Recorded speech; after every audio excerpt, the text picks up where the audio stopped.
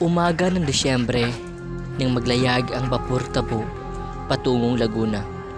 Sakay ang napakaraming pasahero habang binabagtas ang palikulikong Ilog Pasig. Maituturing na ngang barko ng lahing Pilipino ang Vapor Tabo o mas kilala sa tawag na daong ng pamalaan dahil pinamumunuan ang mga reverendos at ilustrespos. Ito'y gawa sa bakal at animoy hugis tabo kung saan nakuha ang pangalan nito. Nahati ito sa dalawang bahagi. Sa itaas ay ang kubyerta at dito matatagpuan ang mga manlalakbay na nakasuot Europyo, mga pralye at mga kawani ng pribadong tangkapan na nananabako habang tumitingin sa tanawin. Ang tanging babae lamang dito ay si Doña Victorina na nakalubilo ang mga Europyo.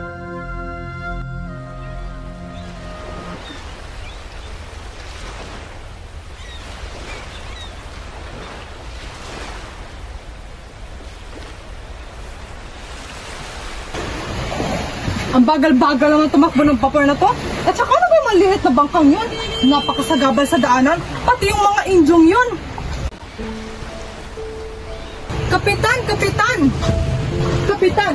Bakit ba doon nakapwesto ang mga hangal mong tauhan? Napakababaw roon, senyora. Bakit ba napakabagal na takbo ng vapor na to? Hindi ba pwedeng bilisan? Kapagkat nasadsad tayo sa palayan, senyora. Abala sa pagkukwentuhan ang mga pasahero sa kubyerta na sinadya nila upang hindi makalubilo si Doña Victorina dahil sa kanyang kayabangan. Ay nako, ang Ilog Pasig na ito ay masyadong paliko-liko. Dapat ituwid ito. Dapat itong ituwid. Dahil dito, mabagal ang pag-usad ng vapor. May alam ka ba sa pantas ng Oncam? Ha? Kilala mo ba sila? May isang tulay sa Puente del Caprico na sinasabing hindi matapos dahil sa hina at lupa daw nito. Yan din ang nais ko sabihin. Ang Puente del Caprico at magpantas ng agham. Yan din ang gusto kong sabihin, Padre Salvi. Ngunit, hindi ibig sabihin ay wala kayo sa akwiran. Dahil ang problema ay ang lawa. Dahil walang maayos na lawa dito sa Pilipinas.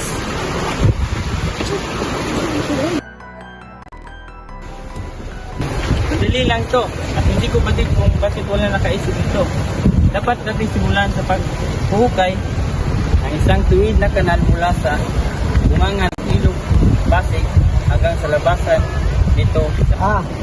Isang plano yan, iyang iniisip. Pumanhin, Senyor Simon. Ngunit, hindi ako sumang-ayon. Kaya yata masyadong magastos at mapaminsala yung panakalan. Hindi sumira kung kailangan. At saan naman kukunin ng salaping ipangbayad sa manggagawa? Pagtatrabahoin ang mga bilanggo at hindi babayaran. Ngunit, hindi sapat ang kanilang bilang, Senyor Simon. Tutulangin at tatrabahoin ang taong bayan at ang mga tanda at bata. Ngunit, Senyor Simon, Huwag ka nang tumutol doon sa syudad. Ganyang paraan lamang ay sa kumpara ang halagang proyekto ang walang kahit anong gastos. ngunit, Senyor Simon, ang panukalang iyan ay magdudulot ng kaguluhan. Kaguluhan! Ha ha ha! Kahit minsan ba nagmagsik ba ang mga langgo, hudyo, kahit dito, Ginoo, akala ko ba'y marami kayong nalalaman sa kasaysayan.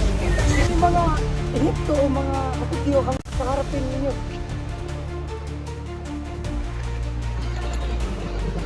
At nang minsan ang mga tao ay minsan nahimagsik nang obligahin sila na magbuhat ng malaking troso upang gumawa ng isang barko. Ngunit ang panahon na iyon ay lumipas na. Ang bansang ito ay hindi maghihimagsik kahit pagawain man o batawan ng taas na buwis. Hindi. Ang sinabi ay sinabi na. Kaya't huwag na kayong bulong ng Latin, Padre Sabayla. Para ano pa, nandyan naman kayo mga fraile. Kung mag-aaklas lang din naman ang mga taong bayan. Mga Amerikano yung lato. Isang idiyong English. Kilala siya ng Kapitan General sa Habana. At sa aking palagay, pinahiram niya ito ng pera. Dahil dito, nagbabayad utang loob ang Kapitan General. Kaya pinahintulutan siyang maparito at gawin ang naisin. Magpayaman si pagbibinta ng mga lakas na maaring hindi totoo. Napakawalang utang na loob matapos pirahan ang mga indiyo. Pweh!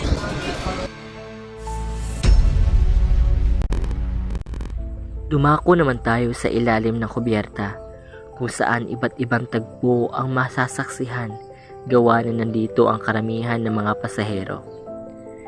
Sila ay nakaupo sa mga bangko at bangketong kahoy katabi ng mga maleta, bakul at tampipi.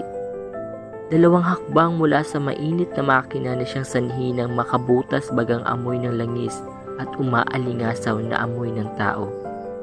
Lahat ay abala sa iba't ibang bagay tulad ng pagninilay sa tanawin, maglalaro ng baraha at pakikipagkwentuhan gaya na lamang nila Basilio at Isagani.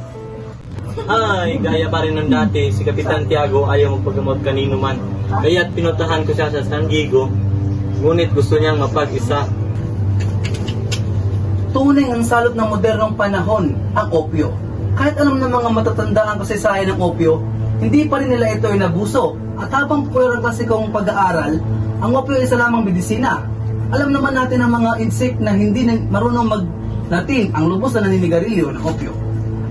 Kung inihandog lamang ng Kapitan Tiago ay si Cicero, tungkol naman sa Akademya ng Wigang Kastila, sinisiguro sa inyo na hindi ninyo ito maisa sa katuparan.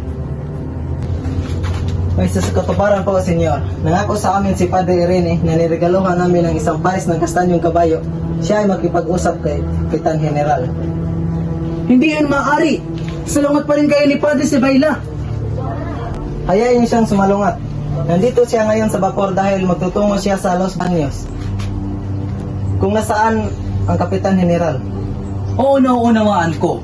Pero saan naman kayo kukuha ng pondo? Meron din kami, senyor. Bawat estudyante ay mag-aambag ng ₱1. Subalit, paano ang mga profesor? Si Makaraig, ang mayamang Makaraig, ay pinahihintulutan kaming gamitin ang isa sa kanyang mga bahay. Kaya ng layo ng pagtakbo nito, hindi na rin ganun kasama ang inyong idea.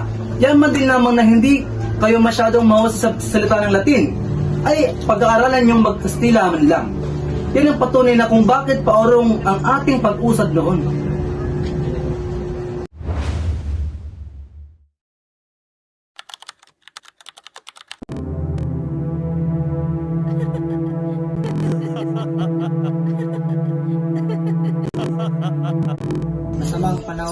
Masamang panahon. Hindi naman, huwag niyong sabihin yan. Sa Hong Kong na isasagawa ninyo ng maayos ang inyong mga gawain. Nakapagpapatayo nga pa kayo ng gusali doon yun. Huwag na, tama na ang pagdaing ninyo. Hindi ay mananagis ako. Nagsimula nang dumaing ang mga Indio. Tignan nyo, gusto na nila ngayong banggitin ko ang mga halaga ng tinakda ng aborsipo, arsobispo, na si Don Basilio Sanchez upang hindi tumaas ang presyo ng bilihin.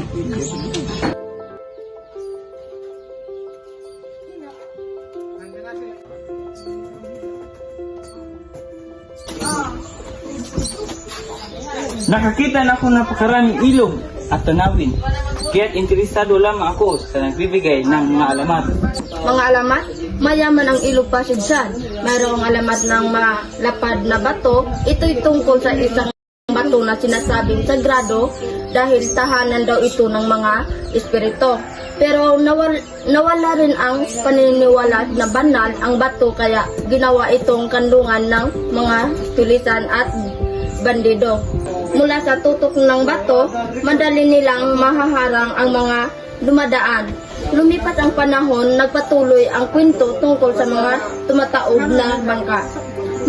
Mayroon pang ibang alamat tulad ng alamat ng Doña Jeronima. Di ba, Padre Florentino? Naku, huwag na. Alam na yan ang buong mundo. Paumanhin, pero di po namin alam ang mga alamat na yan. Sige na nga. Dati lang may isang estudyante na nangako magpakasal sa isang dalaga sa kanilang ngayon, ngunit nakalimutan niya ito. Dahil sa tapat ang dalaga ay naghintay siya para sa lalaki. Lumipas ang panahon at inaksaya niya ang kaniyang kabataan sa paghihintay. Anong nangyari sa lalaki na nangako sa kanya? Ayun, nabalitaan na lang ng dalaga naging arsobispo ang kaniyang manamahal sa Manila. Dahil dito, nagkamit ng panlalaki ang babae at pumunta sa Manila para hanapin ang lalaki. Nagpakilala siya dito upang hingin tuparin ang pangako niya.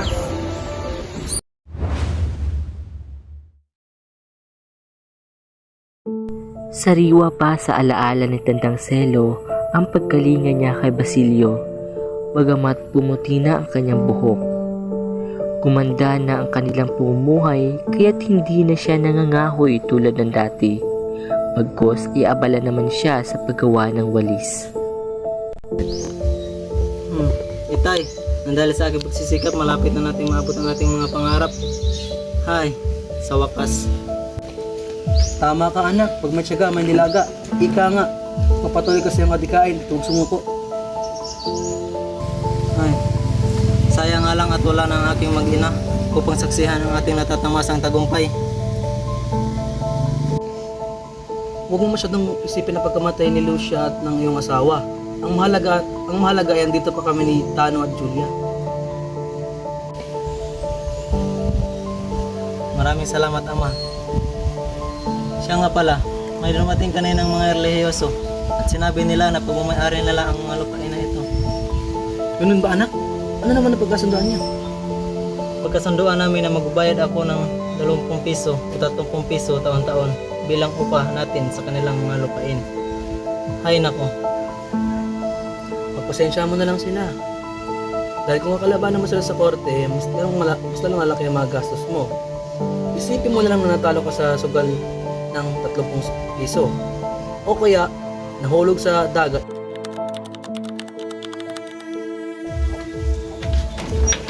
Sumusobra na talaga ang mga filing yan. Uy, anak! Bakit? Ano nangyari? Paano ba kasi? Nais nilang pagbayaran ako ng 50 piso taon-taon. Pasensya ka pa. Isipin mo na lang dumating ang anak ng mga pating. Ngunit paano na ako makakapag-aral sa Maynila? At paano ako makakapagsuot ng magagandang damit? Hayaan mo. Susunod na taon, makapagsuot ka ng mahabang bestida at makapag-aral sa Manila tulad na ibang kababayan.